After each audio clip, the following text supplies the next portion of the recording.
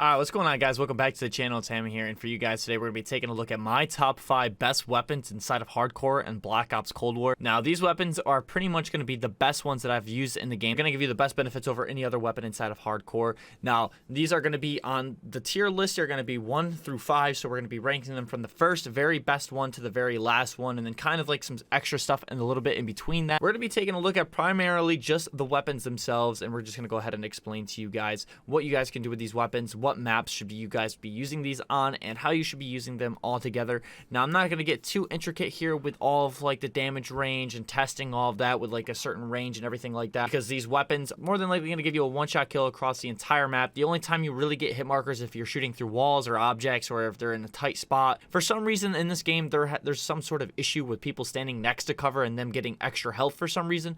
I'm not too sure on that, but that's just what I've experienced so far in Hardcore, as I noticed a lot of people that are standing next to the banisters on like the top of the decks and stuff like that. There's a lot of time where you'll shoot between the banisters and they actually take hit markers as if they were standing behind a fully covered wall, and sometimes even shooting behind walls gives you one-shot kills. So I don't understand why they would get extra hit markers and stuff like that when they're standing up there. Really insane and weird stuff to think about, and I'm not too intricate in all that kind of stuff, so we're just gonna go ahead and take a look at all the class setup. I'm gonna go ahead and head to a custom games right now so I can show you guys my top 5 loadouts that I go ahead and use inside of Hardcore. So sitting here, I have my classes numbered 1 through 5 here, and we're gonna be taking a look at the top 5. Now, number 5 is kind of like an oddball because you don't necessarily need to use them as their own class because they are both secondary weapons, and you guys will probably know what they are. And then there's even an oddball that you guys can throw in there as well. Kind of make that as a number 6/ number 5 because it kind of counts. It is also a secondary as well. Now, if you guys have watched my AK-74U class setup, you guys will know right away that that's what we're looking at right here with the main gun that we're going to be looking at. Ranked highest on the list for the best weapon inside of Hardcore, just specifically for the reason that it is a one-shot kill across the entire map through multiple objects, and at any range, you're more than likely going to get a one-shot kill. You guys already know the setup. If you want me to run through it real quick, you can watch, but if you've already seen the setup, then you guys can go ahead and skip to the next part. So we're basically running the KGB Eliminator,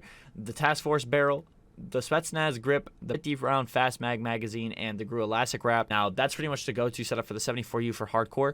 One-shot kills all the way across the map on every map that I know of. Your standard go-to weapon, and that's what I pretty much run around with the most. I have like almost 80,000 kills with this gun by itself, so definitely my number 1 gun in this game. Then taking a look at our second class here. Now, when I was going for very nuclear, this is pretty much how I figured out what guns were the best. Now, putting the Krig up here as number 2 is kind of a fight between the XM4 being at our number 3 spot, just for the fact that sometimes these guns can differ between when they get hit markers and when they don't. It's to happen less with the Krig than it did with the XM4, so we're going to go ahead and throw the Krig on here first. The setup that we were running on this is the 50-round fast mag, the Field Agent foregrip, the Ranger barrel, and the SOCOM Eliminator, as well as the Microflex LED. Now, the LED is a must-have for the Krig. I definitely need the LED on this. I don't really like the iron sights too much. You guys can take that off if you want and put on anything else. Doesn't really matter, but the ADS is pretty fast on its own, so I don't really throw any sort of elastic wrap or anything like that so I can get a faster ADS, because I'm more than likely just going to be ADSing multiple corners and stuff like that anyways, because I treat this like the ICR from BO4. Most important attachment here is the bullet velocity barrel. This gun does have a slower bullet velocity, but the bullet velocity barrel does increase it by 100%, so you're basically getting twice the fire rate,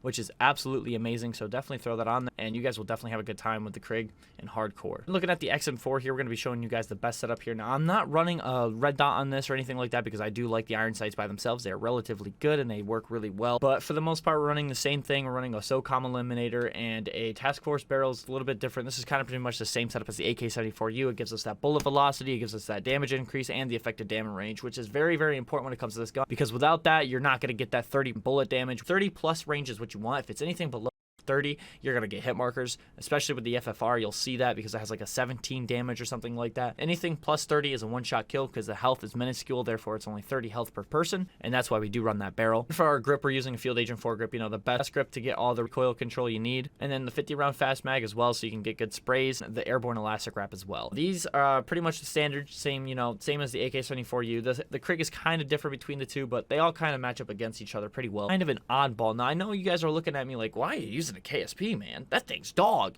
Well, if you use this in hardcore, you can actually get multiple kills with one burst of the weapon. It happens sometimes, and it's a really, really nice thing to do. If you're good enough, you will be able to do that. You do need to run the exact setup that I'm running. You guys are going to need the barrel. You guys are going to need the underbarrel, the magazine, and everything, because this gun's kind of weird. It's got a weird recoil control. It's a burst SMG, so you guys got to use this with a little bit of knowledge. If you guys don't know this weapon too well, I'd suggest using this in core, getting used to it before you take it to hardcore and try to get some good kills with it. Pretty much what we're running here is the Microflex LED, the Task Force barrel, so you can get that extra damage and bullet velocity as well as the damage range, the Field Agent 4 grip, 48 round fast mag, as well as the airborne elastic wrap. Now this gun is pretty decent because it is a one shot across the map, but you can also go ahead and get yourself multiple kills with one burst of the weapon. Move the crosshair fast enough, and if there's multiple people running down a lane or something like that, line themselves up correctly, you can spray it across. All three of those bullets could hit 3 individuals at the same time. Pretty rare. You might be able to get it to happen a couple times, but you could definitely get yourself at least one double kill a game with at least with one burst. And then I threw this up here, has my number 4 gun. I would put something like the AK-47 in here as well, or maybe an LMG, but the LMGs are too slow to use in hardcore, especially if you guys are trying to get most kills and everything like that. Obviously those are all one-shot weapons, but the thing is, it's the time that it takes for them to ADS,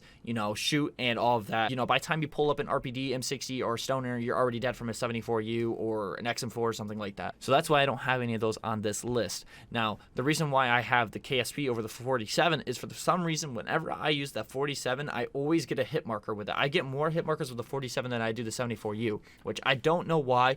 I don't know if there's something wrong with it inside of hardcore, or I'm not sure. For some reason, I just get all the hit markers with that gun. That's why I do use the KSP here. Now, that's pretty much our 4 top weapons. Now, here with number 5, this is kind of the oddball I was talking about. You guys can see right here, we got both the shotguns here, the Street Sweeper and the Spaz. Now, you guys already know, and if you don't, there's a glitch inside of the game called the Gung Ho glitch. If you put on Gung Ho and you use a tactical equipment or something like that, and you hold it in your hand without throwing it, cancel out the animation where your gun throws up and shoots, so you can cancel that animation out, so it's an instant shot every time, and you can have full sprint on as well, sprinting around with the shotguns and just absolutely annihilating people. I put these on the number 5 spot because they are a shotgun and you will not be able to use them at massively long ranges. Maps like Crossroads Strike, you know, and Nuketown are really, really good for these versus, you know, Satellite and Pines and stuff like that aren't. That's why I put these at number 5, as well as the Magnums. If you guys don't know about the Magnum, it's absolutely broken in hardcore. One shot kill all the way across the map, no matter what barrel you have on it. So definitely go ahead and try this out in hardcore too if you are trying to get camos with it, or if you just want to run around in hardcore with some really good guns.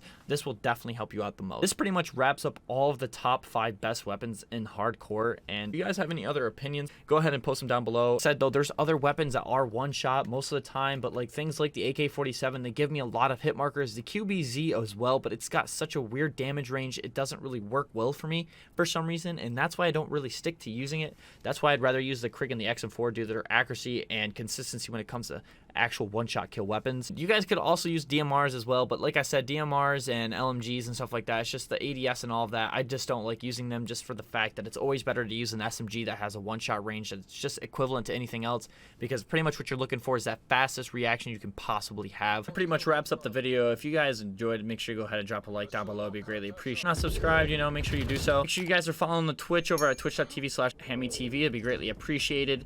And if you guys are looking forward to League play, you know, definitely let me know down below what you guys are thinking about League play, if you guys are going to play that with some friends and everything like that. I definitely hope to be playing that soon, and I really can't wait for that. It's going to be a great experience. I'm just going to go ahead and leave you guys here, and I hope you guys have a good one, and I'll catch you guys later.